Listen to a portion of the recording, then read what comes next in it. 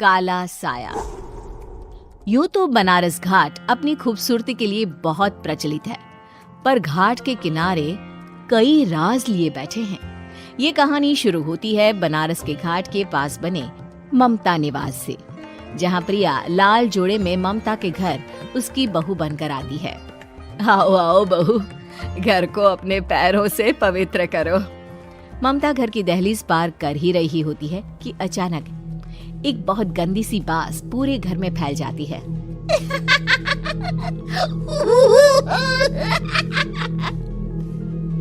ये बदबू और ये आवाजें, ये कौन हंस रहा है माँ? अब ये पड़ोसी ना हमारे थोड़े अलग से है। कहाँ हम शाकाहारी और ये मांस मच्छी खाने वाले। छोड़, तू ध्यान मत दे और गृह प्रवेश कर। और हाँ बहू, अपनी सास की एक बात हमेशा याद रखना, इन पड़ोसियों से तो कभी बात नहीं करेगी। अच्छे लोग नहीं है ये। अपनी सास की ये बात मानेगी ना बेटा? हाँ माँ, जो आपकी मर्जी, मैं उनसे बात नहीं करूंगी। अगले दिन प्रिया अपनी पहली रसोई बनाने रसोई घर में जाती है। ये छोकी बात तो नाक में जा रही है। एक काम करती हूँ, खिड़की खोल देती हूँ। प्रिया खिड़की खोलने जाती है। इतने चाले, लगता है इस खिड़की को कभी खोला ही नहीं गया। पर ऐसा क्यों? ओह, नॉन वेज की स्मेल आती होगी ना। 2 मिनट के लिए खोल लेती हूँ, फिर बंद कर दूंगी। प्रिया खिड़की खोलती है। खिड़की खोलते ही उसकी नजर सामने वाले घर की खिड़की पर पड़ती है, जहाँ एक लड़की खड़ी होती है। हाथों में मेहंदी, लाल रंग की साड़ी, बिल्कुल सजी धजी, मानो प्रिया की तरह ही वो भी नई नवेली बहू हो। वो प्रिया को देखकर मुस्कुराती है। हे भगवान, माँ ने तो इनसे बात करने को मना किया था। प्रिया फौरन ही खिड़की बंद कर देती है और तवे पर चढ़े रोटी की ओर देखने लगती है, पर वहाँ रोटी न होकर मछली पड़ी होती है। ये क्या? पहली ही रसोई में इतनी बड़ी गलती। हे भगवान, अब मैं क्या करूं? प्रिया बहुत डर जाती है और फौरन रसोई की सफाई करने और फिर सभी के लिए खाना बनाने लग जाती है। जब वो सबको खाना परोसती है, सब तो ठीक है, मैं बेकार में चिंता कर रही थी। हे भगवान, ऐसे ही बस अपनी कृपा बनाए रखना। रात के वक्त जब सब सो रहे होते हैं, तब प्रिया को पायल की आवाज सुनाई देती है, जिससे उसकी आंख खुल जाती है। ये पायल की आवाज कहाँ से आ रही है?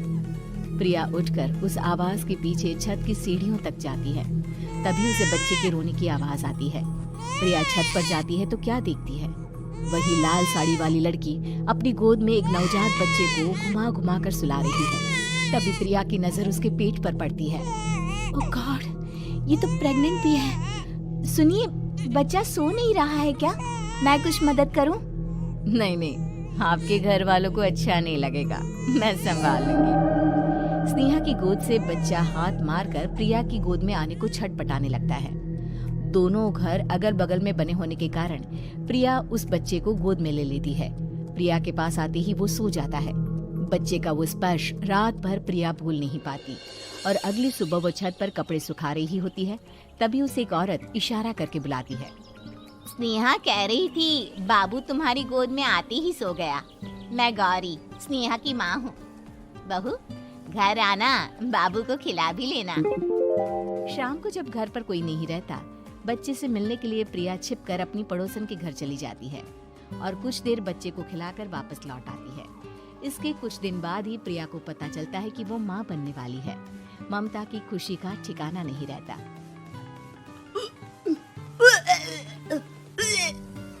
माँ जी, पता नहीं क्यों उल्टी आ रही है।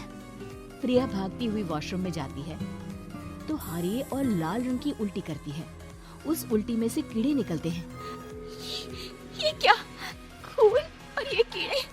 माँ! माँ! प्रिया की आवाज सुनकर ममता दौड़ कर आती है, पर बेसिन में कुछ नहीं होता। प्रिया हक्की बक्की रह जाती है। ये सब क्या हो रहा है?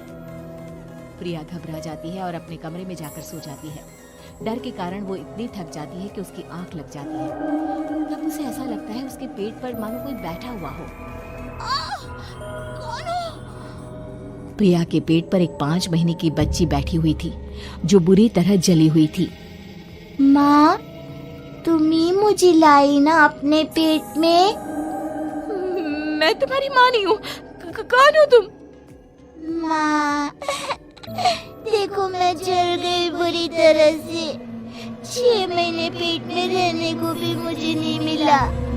सहला दो ना माँ।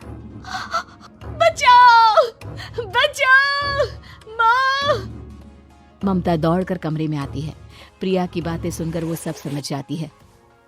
तू कहीं बगल वाले घर में तो नहीं जाकर आई ना बहू? मुझे माफ कर दो, मैं गई थी माँ। उस घर में सब मरे हुए हैं बहू।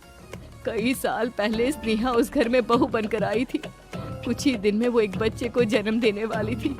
पूरा घर बच्चे के आने की खुशी में खोया था। एक दिन अचानक उस घर में आग लग गई। सब बुरी तरह जलकर मर गए।